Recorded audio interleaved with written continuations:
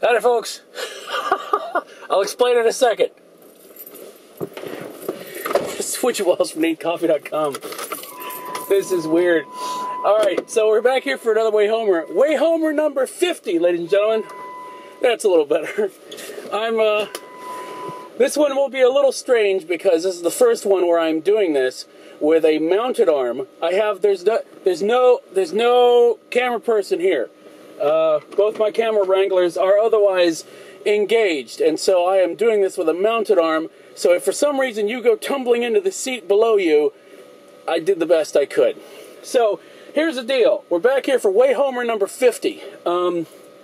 And I've just left the cinema. I'm going to tell you what I thought of the film on my way home.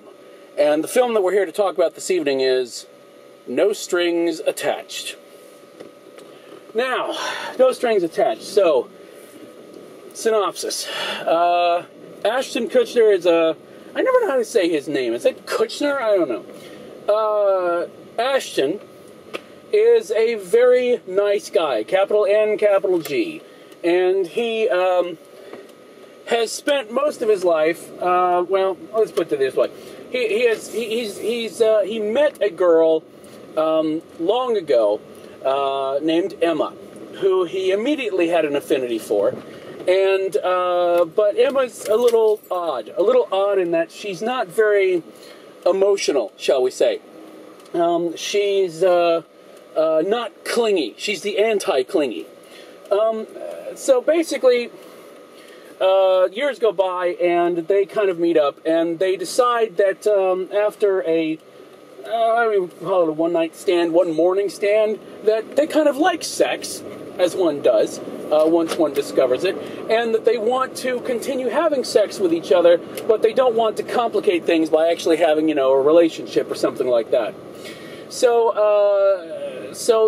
the whole story revolves around, again, it's all in the trailer, but the story revolves around how do you stay friends, or at least just, F-buddies, shall we say, without, forming a bond. So that's your synopsis. Okay. The main thing that you want from a film like this is it's a feel-good date movie type of thing, right? You're not expecting merchant ivory, you're not expecting action sequences, you're not expecting high drama, okay? What you want is you just want a fun, kind of cute film.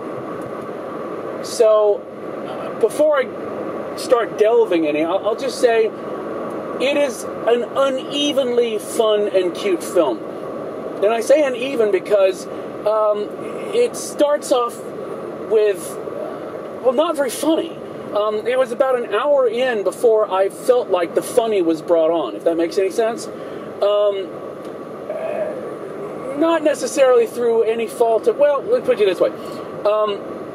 I thought the first part of the script was a little flat, but once it started doing its thing, and basically this strives to be kind of like a combination of of drama, not high drama, but there's some the comedy drama romance type of thing, and once it kind of finds its footing on the slippery deck of that particular boat, metaphor. It actually starts to roll fairly well, and it's kind of kept going by the fact that it's got some really great cast members in it. Kevin Kline. It's always great to see Kevin Kline. I hope it doesn't look. It looks like I'm number 4 with my hands glowing like this. It's weird. I don't even know if that's going to show up in the final product, but it looks cool on the monitor. So no, it's great to see Kevin Kline. He's able to do so much with so little, and that sounds like it could be taken the wrong way, but it shouldn't, because he's Kevin Kline. Who else is really good in this? Ludacris is really funny in this. Really quite funny. There's some great lines in it, but I think the and as far as the star couple, so to speak, Ashton, he's he does. I haven't seen a lot of Ashton films, so I can't really say, well, where does this rank on the Ashton Kutcher filmography? I can't really say that. I can say that he plays the nice guy well, and he doesn't have a lot of things to do. It's not like a huge acting stretch, and I don't want to put down what he did, but when he was given something to do, as far as a beyond just being charming and being good looking, he's able to do it quite well. It's just that there's not a lot of that. Now, and again, the film and the type of film doesn't necessarily call for it, so that's okay. He does quite well. But I tell you, the amazing thing about the film is Natalie Portman. Natalie Portman, you can tell when Natalie Portman's not in the film, because she brings something to the screen that just sort of elevates everything. Now, I'm not just saying that because she's unbelievably hot. I mean, we're talking about early on in the film, and I'm not giving her, this is not a spoiler, but early on in the film, Natalie Portman rocks some red long johns. She's not even trying, it's not like she's like on a stripper pole or something, wearing red long johns. She's just casually wearing red long johns, and it's incredibly hot. I think that sales of red long johns are going to go through the roof. Probably sales of anything that woman wears are going to go through the roof, except maybe tutus. Anyway, but she is the one who has a lot to do, because while Ashton is simply nice guy, right, she is funny, intelligent, unintentionally frigid girl. And that gives her a lot better range of stuff to do, right? So she really is really good in this.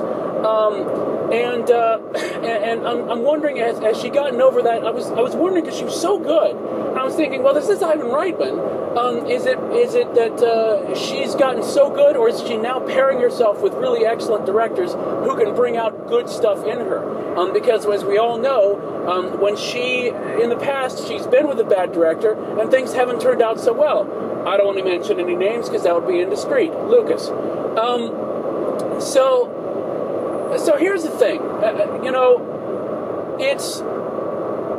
it's fun and it's cute. It's unevenly so.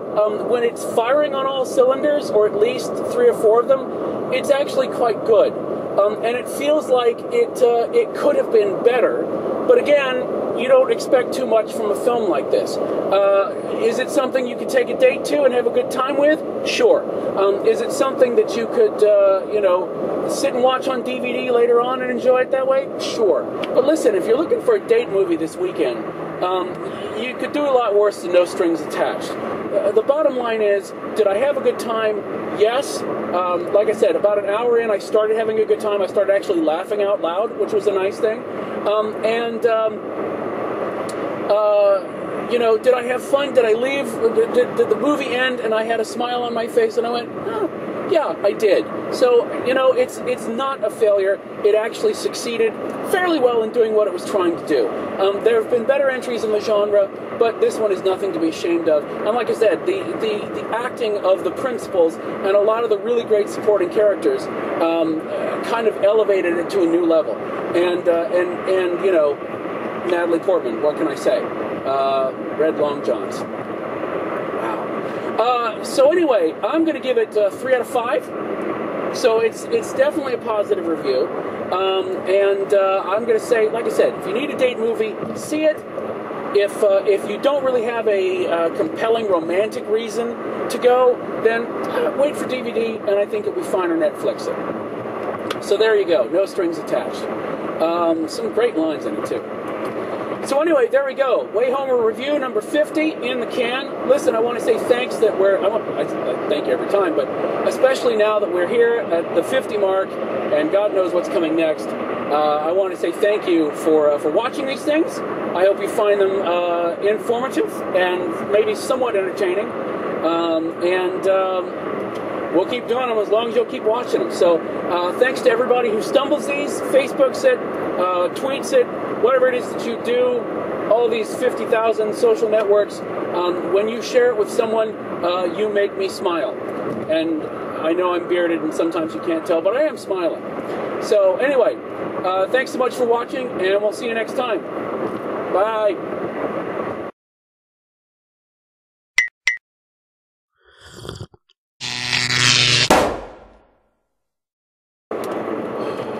Long John.